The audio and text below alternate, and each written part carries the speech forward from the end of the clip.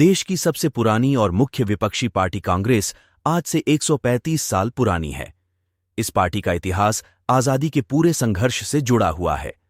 साल 1885 में इसके गठन का श्रेय एलन ऑक्टेवियन ह्यूम को जाता है। एलन ह्यूम इस प्लानिंग के आर्किटेक्ट थे। दिमाग था वायसराय लॉर्ड डफरिन का। ह्यूम सिविल सर्विस में रह चुके थे। उन्होंने नींव रखी कांग्रेस की। देश की आजादी के संघर्ष से जुड़े सबसे मशहूर और जाने माने लोग इसी कांग्रेस का हिस्सा थे। गांधी, नेहरू से लेकर सरदार पटेल और राजेंद्र प्रसाद तक आजादी की लड़ाई में आम हिंदुस्तानियों की नुमाइंदगी करने वाली पार्टी ने देश को एकता के सूत्र में बांधने की कोशिश की थी। एलन ऑक्टेवियन ह्यूम 1857 के गदर के वक्त इटावा के कलेक्टर थे।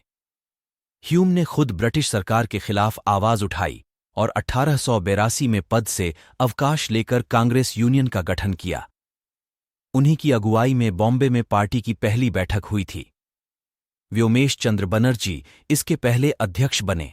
शुरुआती वर्षों में कांग्रेस पार्टी ने ब्रिटिश सरकार के साथ मिलकर भारत की समस्याओं को दूर करने की कोशिश की और इसने प्रांतीय विधायिकाओं में हिस्सा भी लिया।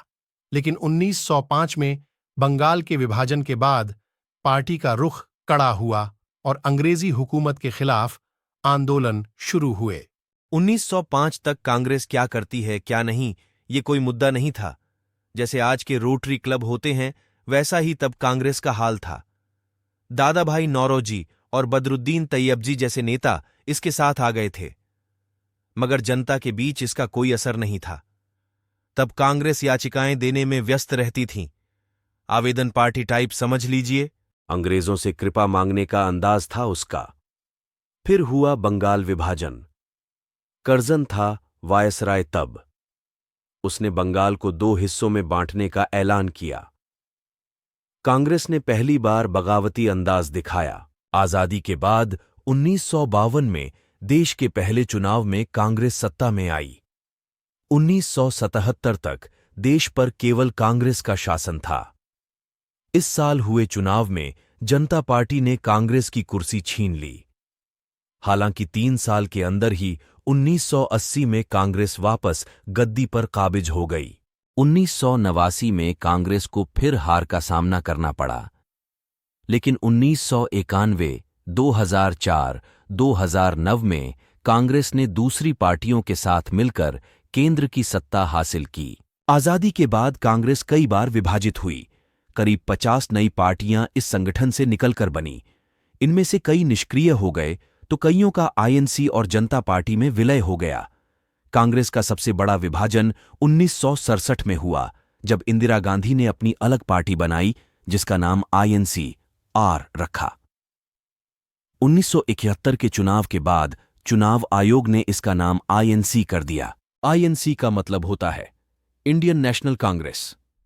इस तरह कांग्रेस में होता है संगठन का काम। All India Congress committee AICC. राष्ट्रीय स्तर पर पार्टी का काम देखना एआईसीसी की जिम्मेदारी होती है। राष्ट्रीय अध्यक्ष और उपाध्यक्ष के अलावा पार्टी के महासचिव, खजांची, पार्टी की अनुशासन समिति के सदस्य और राज्यों के प्रभारी इसके सदस्य होते हैं।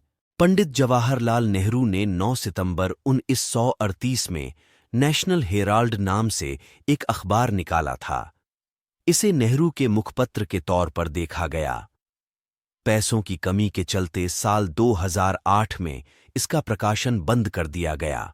दोस्तों, अगर आपको ये वीडियो अच्छी लगी तो वीडियो को लाइक और चैनल को सब्सक्राइब जरूर करें